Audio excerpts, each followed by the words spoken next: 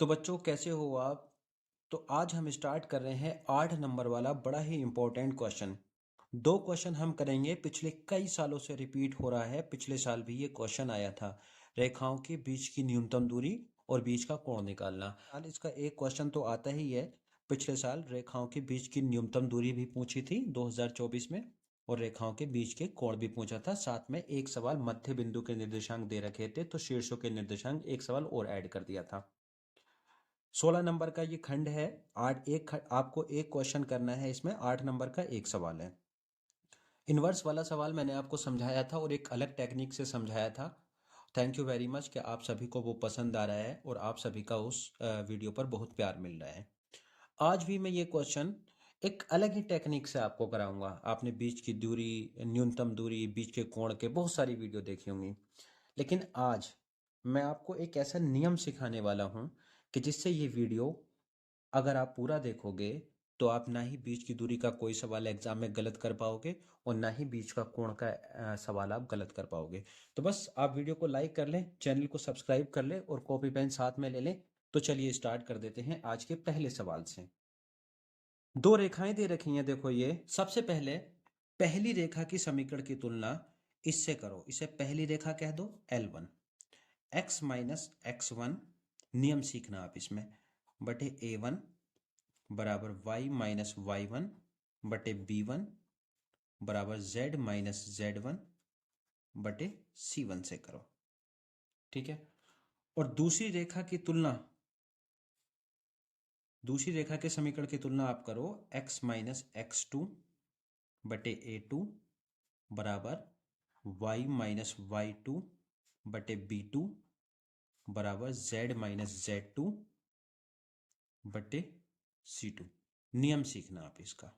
हम तुलना कर रहे हैं x माइनस एक्स वन से, और इधर क्या है x प्लस वन। तो ये हर तीनों मानों में यहाँ पर माइनस होना चाहिए, तभी आप तुलना कर पाओगे, उससे पहले तुलना आप नहीं कर पाओगे।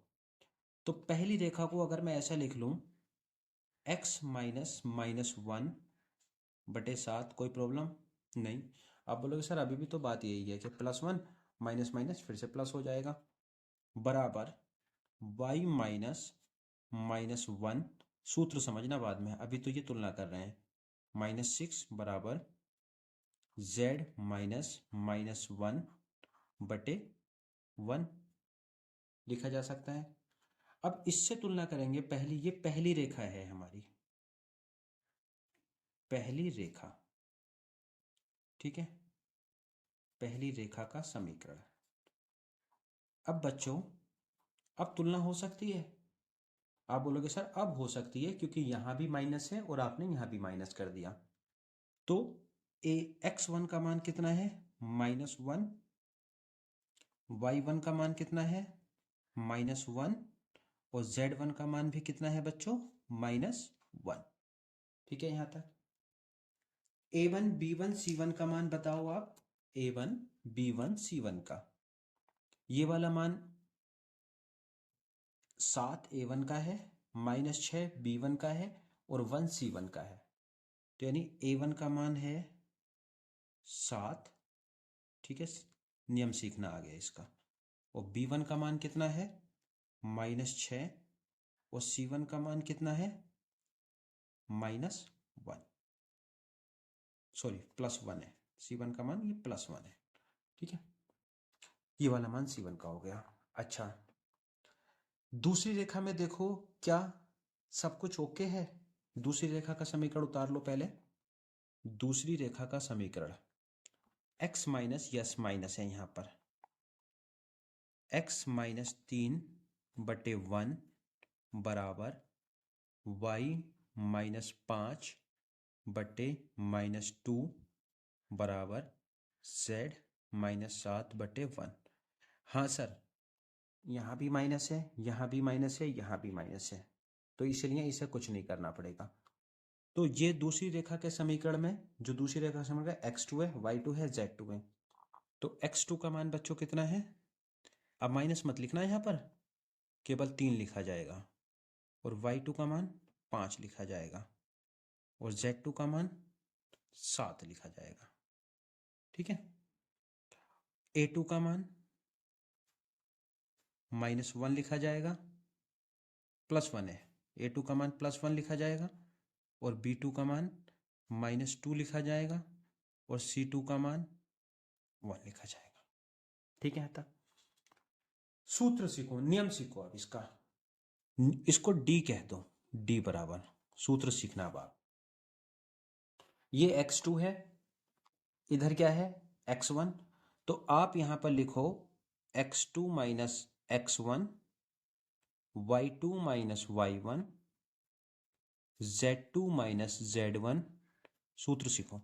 और यहां पर आंखें में इसके लिख दो a1 b1 और c1, और यहां पर a2 b2 और c2। इसका डिटर्मिनेंट लिख दिया यहां पर, इसका डिटर्मिनेंट बटे लगाओ। बहुत पहले एक मेथड हुआ करता था मैथमेटिक्स में, बज गुणनखंड विधि, उससे इसे कैसे हल करते हैं देख लो। अंडर रूट लगाओ, यहां से समझो। ये दो समीकरण हैं, एक ये है एक ये है। इसके साथ गुणा करो, a1 b2 हो गया, a1 b2 माइनस लगाओ। इसके साथ गुणा करो, a2 b1 हो गया का होल स्क्वायर। ठीक है, प्लस नियम सीखना अब आप इसका। अब यहां पर b1 की c2 के साथ, b1 c2 b2 की c1 के साथ, यानी तिरछी कैची मल्टीप्लाई भी कह दो। इससे समझो आप, इसको स्क्वायर हो गया प्लस एक पद और रह गया। इसके साथ a1 c2 या कह दो c1 a2 minus c1 a2 minus c2 a1। बच्चों इसमें आप कोई भी पहले लिख देना, इसमें ये पहले लिख दो या ये पहले, क्योंकि गुणा में है और स्क्वायर भी है, इससे कोई फर्क नहीं पड़ेगा। इस सब का मोड का मतलब कि ये अंदर की जो चीज आएगी वो धनात्मक आनी चाहिए, और आपको पता ही है कि दूरी हमेशा धनात्मक होती है, दूरी ऋणात्मक होती भी नहीं। अब समझो, नियम सीखो। अब आप सारे मान इसमें फिट कर दो। देखो x2 का मान कितना है 3, x1 का मान कितना है, x2 का मान है 3, x1 का मान है -1। समझो, नियम सीखो अब आप। 3, x2 का मान कितना है 3 माइनस x1 का मान है -1, समझते रहना। y2 का मान कितना है 5, y1 का मान कितना है -1, 5 माइनस -1। ठीक है, z2 का मान कितना है 7 और z1 का मान कितना है -1, 7 माइनस -1। ठीक है, नीचे किसके मान है a1 b1 c1 a2 b2 c2।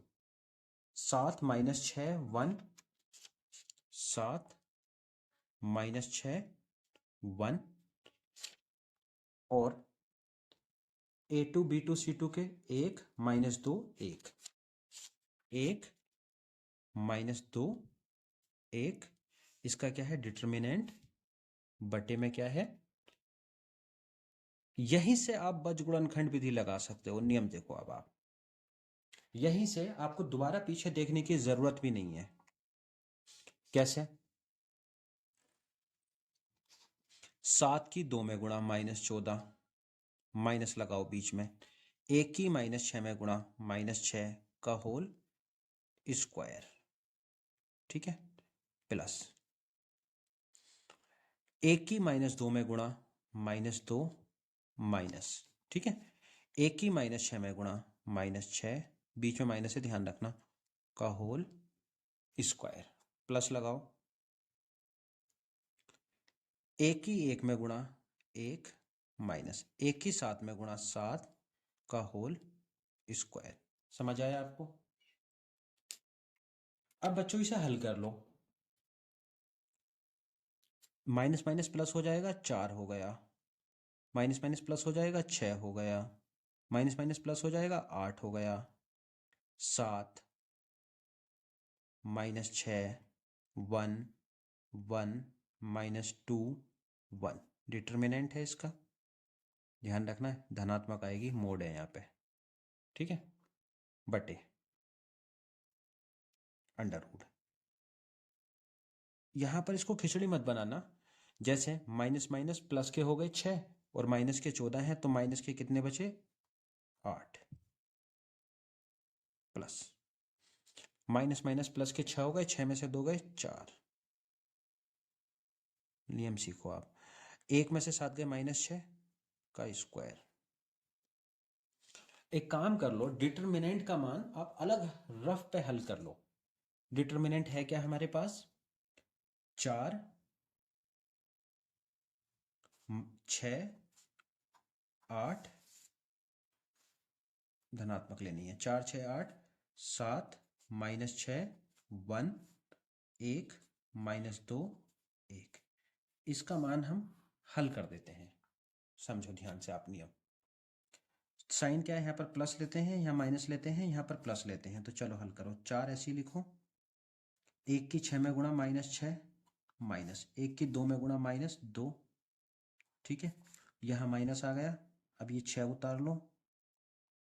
1 की 7 में गुणा 7 माइनस 1 की 1 में गुणा 1 प्लस 8 उतारो। -2 की 7 में गुणा -14 माइनस लगाओ बीच में। 1 की -6 में गुणा -6, जहां 2 साइन एक साथ आते हैं वहां एक छोटा ब्रैकेट और दे देते हैं। ठीक हो गई बात। इसे थोड़ा सा हल कर लो आप। और 4 -6 माइनस माइनस प्लस 2 हुआ। ठीक है, -6 7 में से 1 गए 6 प्लस 8 -14 माइनस माइनस प्लस 6। ठीक है, थोड़ा और हल कर लो अभी। 4 गुणा माइनस के 4 बचे, -6 छंग 36 हुआ, प्लस 8 गुणा माइनस के 8 बच गए। समझते रहना नियम। 4 चौक -16 -36 -8 8 64। ऐड कर दो आप इन्हें। 6 और 6 12 4 16 का 6 हासिल लिया 1, 6 और 1 7 3 10 और 1 11 116। एक बार और जोड़ लो। 6 और 6 12 4 16 का 6 हासिल लिया 1, 6 और 1 7 और 3 10 और 1 11 116 हो गए। ठीक है, डिटरमिनेंट का मान कितना आ गया 116। यहां पर लगा दो अब ये मान आप। d बराबर 116 बट्टे, ये सब काय के हुए हैं माइनस के, 116 बटे 64 प्लस 4 चौक 16 प्लस 6 छंग 36 अंडर रूट में। ये सब धनात्मक लिया जाएगा। समझते रहना आप। 6 देखो ये भी वही है, 16 36 64 16 36 64, तो ये भी जोड़ के 116 हो गया। यानी कि d का मान आ गया -116 बटे 116। यानी d बराबर -116 बटे अंडर रूट 116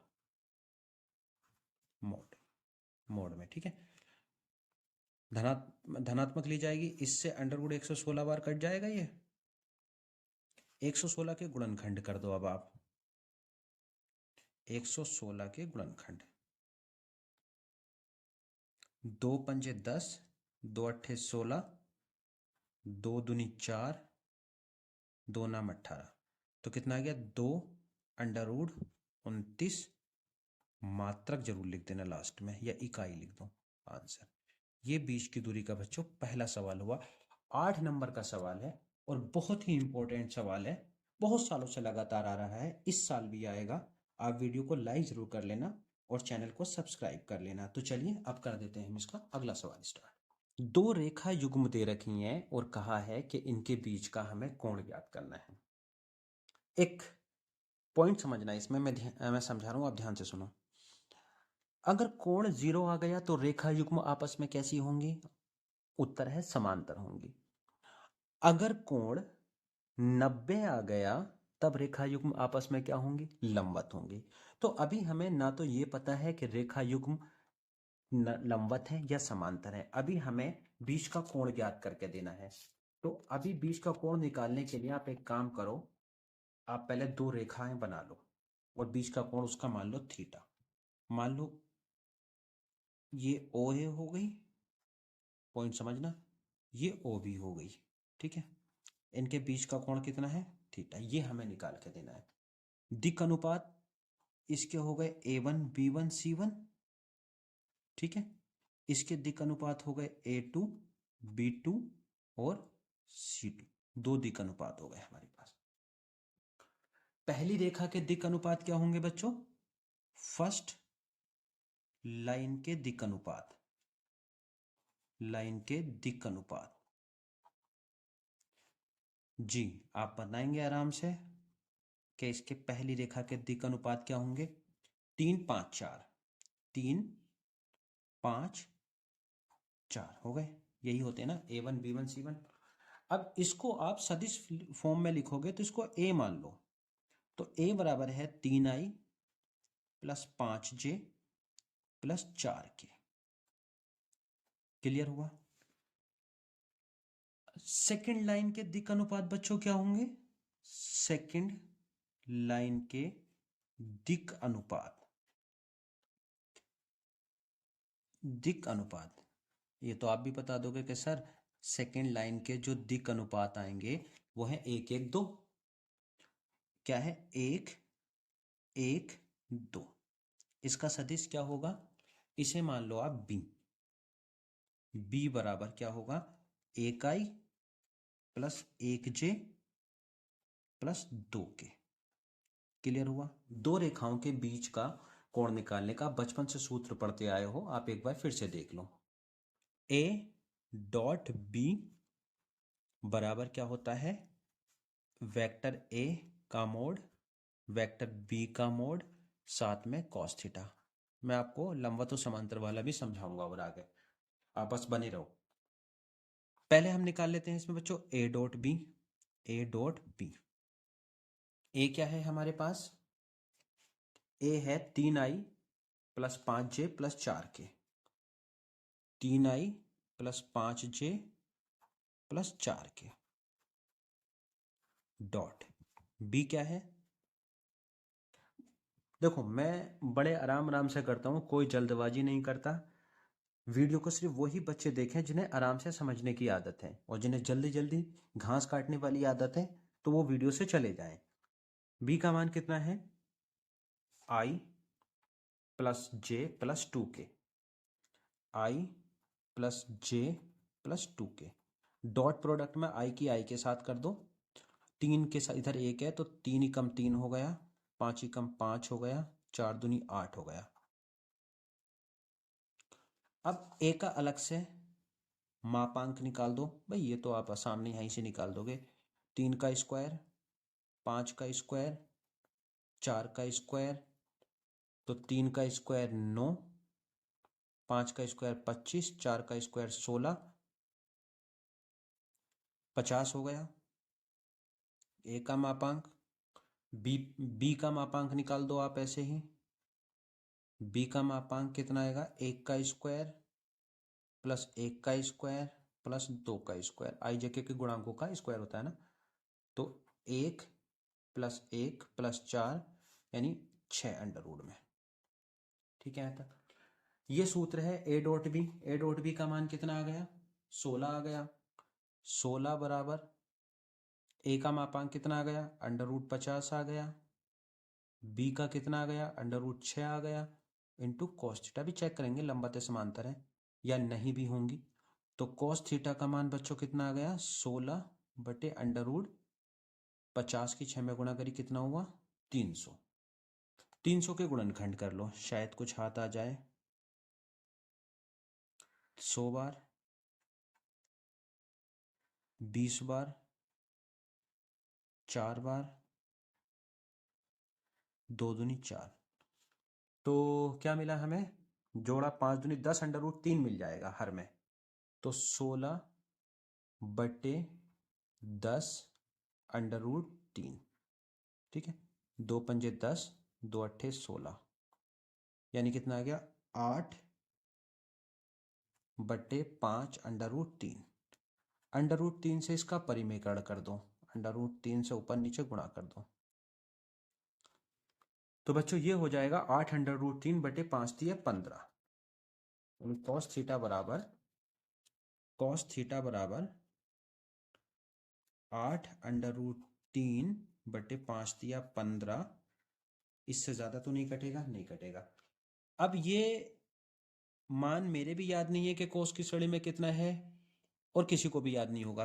तो ऐसे केस में हम लोग क्या करेंगे, theta is equal to cos inverse 8√3/15, इसका आंसर लिख देंगे कि यही बीच के कोण का आंसर है। चलो एडिशनल बात बताता हूँ, अगर रेखाएं के बीच का कोण 0 होता तो रेखाएं ऐसी बनती, यानी पहली रेखा ऐसी बनती, दूसरी रेखा ऐसी बनती। अगर रेखाएं आपस में लंबवत होती तो बीच का कोण 90 होता, तो ये पहली रेखा होती और ये दूसरी रेखा होती। पॉइंट समझ लेना आप। तो इस समय यहाँ पर कोण कितना है, 90 डिग्री। समझ रहे हो? तो ये किसकी पहचान है, लंबवत की, और ये समांतर की पहचान है। अगर आपसे कोई पर्टिकुलरली कंडीशन भी पूछे कि लंबवत और समांतर की कंडीशन क्या होती है, तो वो भी मैं आपको बता देता हूँ। लंबवत की कंडीशन बच्चों होती है A1 A2 plus B1 B2 plus C1 C2 बराबर 0। ये कंडीशन होती है लंबवत की। और समांतर की कंडीशन होती है A1/A2 बराबर B1/B2 बराबर C1/C2। ये बात आप हमेशा याद रखना। ये किसकी है, समांतर की, और ये किसकी है, लंबवत की।